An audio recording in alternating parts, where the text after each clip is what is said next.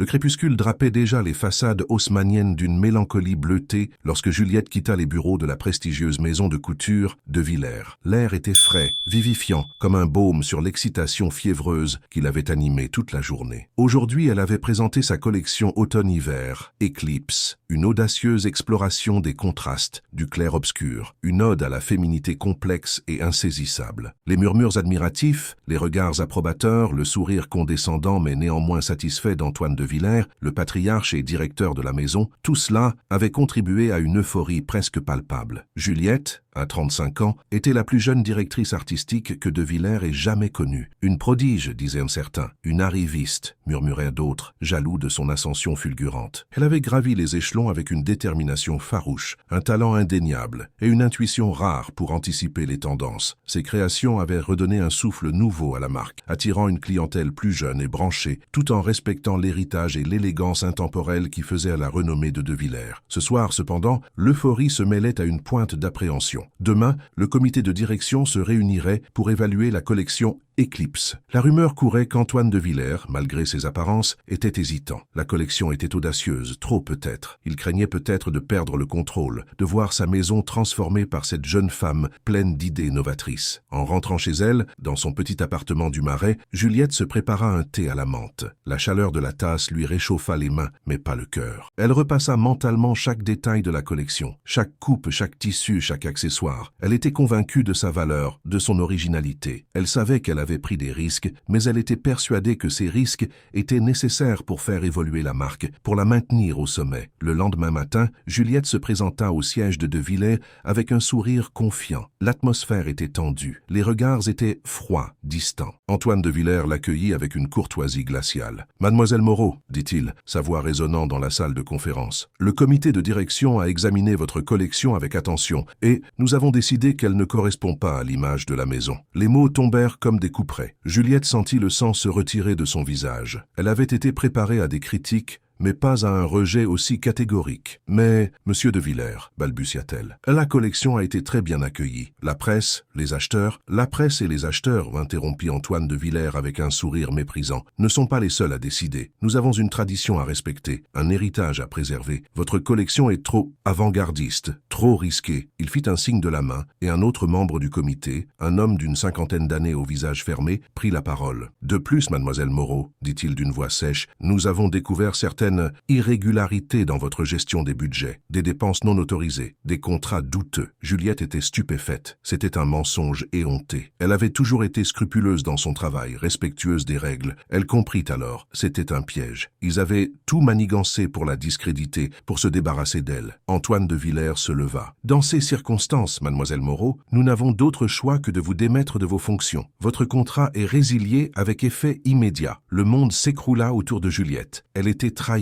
humiliée, publiquement dénigrée. Elle avait tout donné à cette maison. Elle s'était investie corps et âme et voilà comment on la remerciait. Elle sentit la colère monter en elle, une rage sourde et froide. Elle ne pleurerait pas. Elle ne se laisserait pas abattre. Elle se vengerait. Elle leur montrerait de quoi elle était capable. Elle quitta la salle de conférence la tête haute, le dos droit, malgré la douleur qui la déchirait. Elle savait qu'elle avait perdu une bataille, mais pas la guerre. Elle avait un atout dans sa manche, un secret bien gardé, un projet qu'elle avait développé en secret en marge de son travail chez De Villers. Un projet audacieux, novateur, révolutionnaire, un projet qui allait secouer le monde de la mode. Et elle allait l'utiliser pour se venger et prouver à tous qu'elle était la meilleure. Sa chute serait leur perte. Resumo temático. Uma profissional exemplar é traída e humilhada no auge de sua carreira, mas usa trunfo inesperado e sua própria resiliência para se vingar e alcançar sucesso ainda maior, superando seus antigos algozes e construindo legado duradouro. Devant la porte, ele inspira profondément. L'air froid lui piqua les narines, la ramenant brutalement à la réalité. « Ce n'est pas fini, se murmura-t-elle, ce n'est que le début. » Elle serra le poing, la détermination gravée sur son visage. Elle marcha d'un pas décidé jusqu'à son bureau, le cœur battant la chamade. Les regards la suivaient, chargés de curiosité malsaine et de pitié condescendante. Elle les ignora superbement. Elle avait un objectif, récupérer ses affaires, effacer toute trace de son passage chez De Villers. Dans son bureau, elle trouva déjà 2 employés, affairés à vider ses tiroirs et à retirer ses effets personnels. L'un d'eux, un jeune stagiaire qu'elle avait toujours traité avec gentillesse, baissa les yeux, visiblement mal à l'aise. L'autre, une femme d'âge mûr au visage dur, la fixa avec un sourire narquois. « Alors, mademoiselle Moreau, lança la femme, on fait ses valises ?» Juliette la regarda droit dans les yeux. « Je ne fais que récupérer ce qui m'appartient. »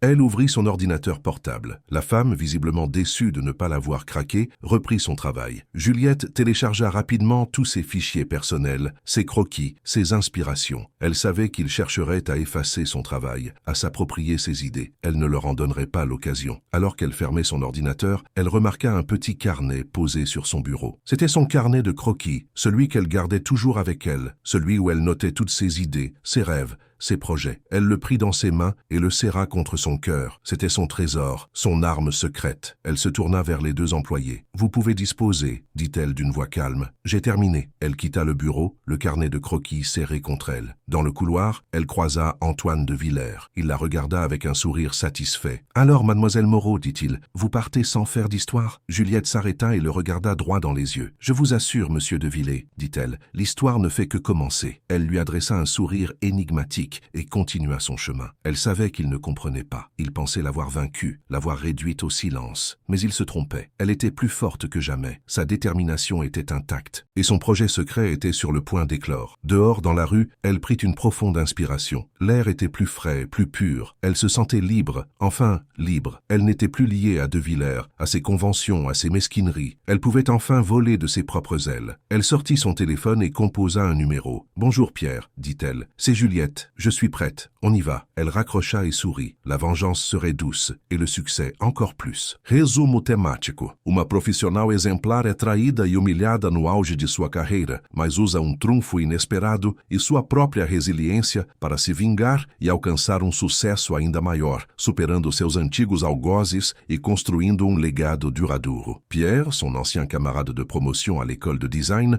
était le seul à connaître l'existence de Genèse, son projet secret. Un concept révolutionnaire de mode durable, utilisant des matériaux recyclés et des techniques de fabrication innovantes. Elle avait investi toutes ses économies, son temps libre, son énergie dans ce projet, convaincue qu'il représentait l'avenir de la mode. « Tu es sûre de toi, Juliette ?» demanda Pierre, sa voix prudente au téléphone. « De Villers a beaucoup de pouvoir. Il pourrait te faire couler avant même que tu n'aies une chance. »« Je le sais, Pierre, » répondit Juliette, déterminée. « Mais je n'ai plus rien à perdre, et j'ai confiance en Genèse. C'est bien plus qu'une simple collection, c'est une vision. » Ils se retrouvèrent le lendemain dans un petit café discret du quartier de Belleville. Pierre, avec ses cheveux en bataille et ses lunettes cerclées de noir, avait toujours eu un côté bohème qui contrastait avec l'élégance sophistiquée de Juliette. Mais il était un ami fidèle et un collaborateur talentueux. « J'ai préparé le dossier de presse, » dit Pierre en lui tendant une épaisse liasse de papier. « J'ai contacté quelques journalistes influents. Ils sont intrigués par le concept, mais ils sont aussi sceptiques. Personne n'a jamais osé défier De Villers de cette manière. » Juliette prit le dossier et le parcourut attentivement. Les photos étaient magnifiques, mettant en valeur la beauté brute et la sophistication inattendue des créations de Genèse. Elle avait réussi à transformer des déchets en œuvres d'art, à créer une mode à la fois éthique et esthétique. « C'est parfait, Pierre, » dit-elle. « Tu as fait un travail formidable. Le plus dur reste à faire, » répondit Pierre. « Il faut convaincre les investisseurs, les acheteurs. Et surtout, il faut faire oublier l'image que De Villers a essayé de te coller. »« Je sais, » dit Juliette, « mais je suis prête. Je vais leur montrer de quoi je suis capable. » Quelques jours plus tard, Juliette organisa une petite présentation privée de Genèse dans un loft industriel désaffecté. Elle avait invité des journalistes, des acheteurs, des influenceurs, tous ceux qui pouvaient l'aider à lancer son projet. L'atmosphère était électrique. Tout le monde était curieux de voir ce que Juliette avait préparé. Certains étaient venus par curiosité, d'autres par soutien, mais tous étaient conscients de l'enjeu. Antoine de Villers lui-même était présent, caché au fond de la salle, un sourire méprisant sur les lèvres. Il était venu assister à sa chute, à son humiliation. Il était persuadé qu'elle n'avait aucune chance de réussir sans le nom et les ressources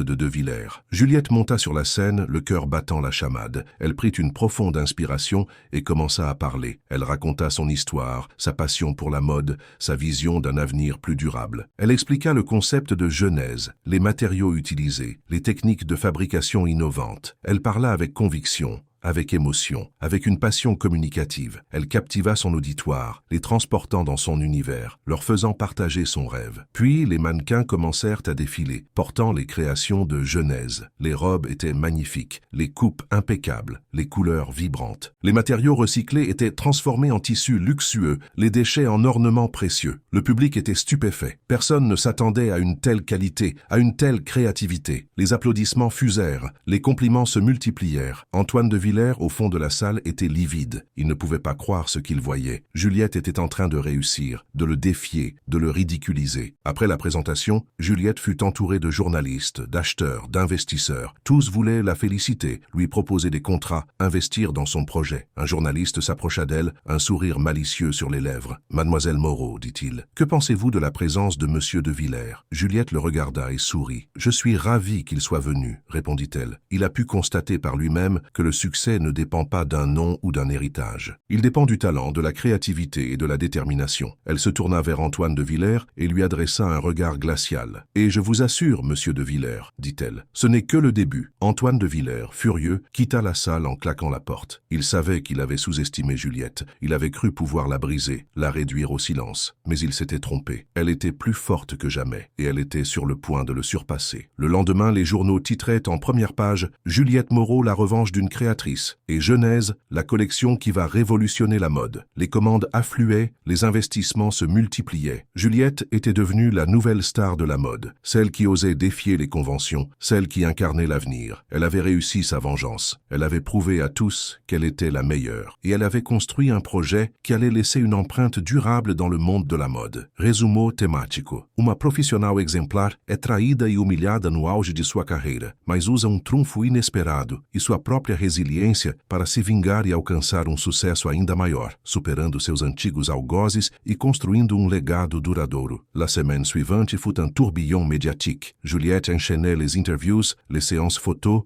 les défilés. Genèse était partout, sur les couvertures des magazines, dans les émissions de télévision, sur les réseaux sociaux. Elle était devenue un symbole, l'incarnation de la réussite, de l'audace, de la résilience. Pourtant, au milieu de cette effervescence, une ombre persistait. Antoine de Villers. Il n'avait pas dit son dernier mot. Il utilisait tous les moyens à sa disposition pour tenter de la discréditer, de saboter son projet. Il lançait des rumeurs, contactait les journalistes, menaçait les investisseurs. Un soir, alors qu'elle rentrait chez elle, Juliette trouva un message sur son répondeur. C'était la voix d'une femme, une voix tremblante, paniquée. « Mademoiselle Moreau, disait la voix, je sais ce qu'Antoine de Villers a fait. Je sais comment il vous a piégé. Je peux vous aider, mais je ne peux pas parler au téléphone. Rencontrez-moi demain à 10h au café Le Chat Noir, rue des Rosiers. » Juliette hésita. Était-ce un piège? Une nouvelle tentative de Villers pour la déstabiliser?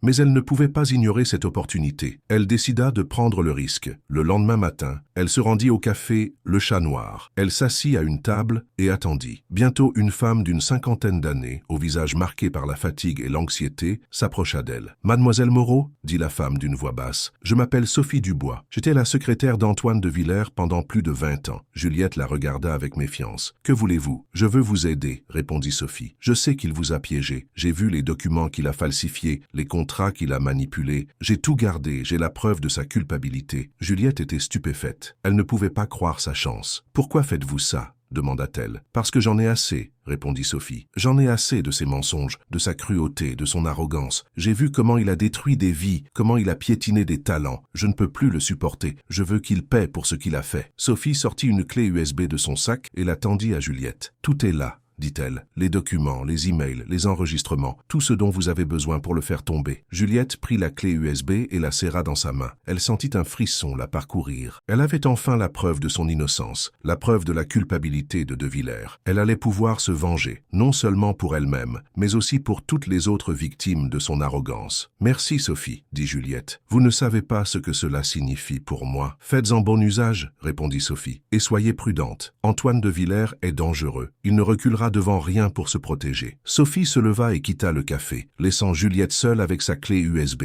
Juliette la regarda partir, le cœur rempli de gratitude et de détermination. Elle savait que la bataille ne faisait que commencer, mais Elle était prête. Elle avait l'arme ultime. De retour chez elle, Juliette inséra la clé USB dans son ordinateur. Elle parcourut les documents, les emails, les enregistrements. Elle découvrit l'ampleur de la machination de De Villers. Il avait tout planifié, tout orchestré, avec une précision diabolique. Il avait utilisé ses relations, ses influences, son argent pour la discréditer, pour la ruiner. Elle découvrit également qu'il n'était pas à son coup d'essai. Il avait déjà piégé d'autres créateurs, d'autres directeurs artistiques, qui avaient osé le défier, qui avaient osé remettre en question son autorité. Il avait détruit leur carrière, leur vie. Juliette sentit la colère monter en elle, une rage froide et déterminée. Elle ne laisserait pas De Villers s'en tirer impunément. Elle allait le démasquer, le dénoncer, le faire tomber. Le lendemain, elle contacta un avocat, Maître Dubois, aucun lien de parenté avec Sophie, réputé pour son intégrité et sa pugnacité. Elle lui remit la clé USB et lui expliqua la situation. Maître Dubois examina les documents avec attention. Il fut choqué par ce qu'il découvrit. « C'est un scandale », dit-il. « Nous avons suffisamment de preuves pour porter plainte pour diffamation, harcèlement moral et même tentative d'escroquerie. Je veux qu'il paie pour tout ce qu'il a fait. » dit Juliette. « Je veux qu'il soit jugé et condamné. »« Nous allons faire tout notre possible, » répondit Maître Dubois. « Mais soyez consciente que ce sera une bataille difficile. Antoine de Villers est un homme puissant et influent. Il ne se laissera pas faire. »« Je le sais, » dit Juliette, « mais je suis prête à me battre. Je ne reculerai pas. » Quelques jours plus tard, Maître Dubois déposa une plainte contre Antoine de Villers au nom de Juliette Moreau. L'affaire fit la une des journaux. Le monde de la mode était en émoi. Antoine de Villers nia les accusations en bloc. Il dénonça une cabale, une tentative de déstabilisation orchestrée par ses ennemis. Il menaça de poursuivre Juliette pour diffamation, mais Juliette ne se laissa pas intimider. Elle continua à défendre son innocence, à dénoncer les agissements de Villers. Elle donna des interviews, participa à des émissions de télévision, utilisa les réseaux sociaux pour faire entendre sa voix. L'opinion publique se rangea de son côté. Les gens admiraient son courage, sa détermination, son intégrité. Ils étaient révoltés par les agissements de Villers, par son arrogance, par son mépris des autres. De plus en plus de victimes de Villers se manifestèrent, témoignant de ses abus, de ses manipulations, de ses mensonges. La pression monta sur Antoine de Villers. Il sentait le sol se dérober sous ses pieds. Finalement, la justice se saisit de l'affaire. Une enquête fut ouverte. Antoine de Villers fut convoqué pour être interrogé. Lors de son interrogatoire, il nia les accusations, tenta de se disculper, de rejeter la faute sur les autres. Mais les preuves étaient accablantes. Les documents, les emails, les enregistrements, les témoignages, tout concourait à démontrer sa culpabilité. Après plusieurs heures d'interrogatoire, il finit par craquer. Il avoua les faits. Il reconnut avoir piégé Juliette Moreau, avoir falsifié des documents, avoir manipulé des contrats. Il expliqua qu'il avait agi par jalousie, par peur de perdre le contrôle, par volonté de préserver son pouvoir. L'aveu d'Antoine de Villers fit l'effet d'une bombe. Le monde de la mode fut secoué par le scandale. L'image de la maison de Villers fut ternie à jamais. Antoine de Villers fut mis en examen pour diffamation, harcèlement moral, tentative d'escroquerie et abus de pouvoir. Il fut placé en détention provisoire. Juliette Moreau, quant à elle, fut blanchie de toutes les accusations. Son innocence fut reconnue, sa réputation fut restaurée. Elle avait gagné la bataille, elle avait vaincu son ennemi. Elle avait prouvé sa valeur, son talent, son intégrité, mais elle ne se laissa pas griser par le succès. Elle resta humble, reconnaissante, déterminée. Elle continua à travailler dur, à développer son projet Genèse, à défendre ses valeurs. Elle savait que la vengeance était douce, mais que le succès était encore plus gratifiant. Et elle était déterminée à construire un avenir meilleur, un avenir où la mode serait plus éthique, plus durable, plus respectueuse des hommes et de l'environnement. Un jour, alors qu'elle se promenait dans les jardins du Palais Royal, Juliette croisa Sophie Dubois. Sophie lui adressa un sourire timide. « Mademoiselle Moreau, » dit Sophie, « je suis heureuse de voir que vous avez réussi. »« Je n'aurais pas pu le faire sans vous, Sophie, » répondit Juliette. « Vous avez été mon ange gardien. »« J'ai juste fait ce qui était juste, » dit Sophie. « J'avais besoin de me libérer de ce poids, de cette culpabilité. »« Vous avez fait plus que ça, » dit Juliette. « Vous avez redonné espoir à de nombreuses personnes. Vous avez montré que même les plus puissants peuvent être vaincus. » Juliette prit la main de Sophie et la serra avec gratitude. Elle savait qu'elle ne l'oublierait jamais. Elle lui devait une partie de son succès, une partie de sa revanche. Quelques mois plus tard, Antoine de Villers fut jugé et condamné à plusieurs années de prison. La maison de Villers fut rachetée par un groupe étranger. La marque perdit de son prestige, de son influence. Juliette Moreau, quant à elle, continua à prospérer. Genèse devint une marque de renommée mondiale, un symbole de la mode durable, de la créativité, de l'engagement d'engagement. Elle créa une fondation pour soutenir les jeunes créateurs, pour promouvoir la mode éthique, pour lutter contre les injustices. Elle devint une figure emblématique, une source d'inspiration pour des millions de personnes. Elle avait réussi à transformer sa souffrance en force, sa vengeance en succès, son rêve en réalité. Elle avait construit un héritage durable, un héritage de créativité, d'intégrité, d'engagement. Et elle savait que son histoire, son combat, son succès inspirerait d'autres femmes, d'autres créateurs, d'autres personnes à se battre pour leurs rêves, à ne jamais abandonner, à croire en leur potentiel. Elle était la preuve vivante que même les plus grandes épreuves peuvent être surmontées, que même les plus grandes injustices peuvent être réparées, que même les plus grands rêves peuvent se réaliser.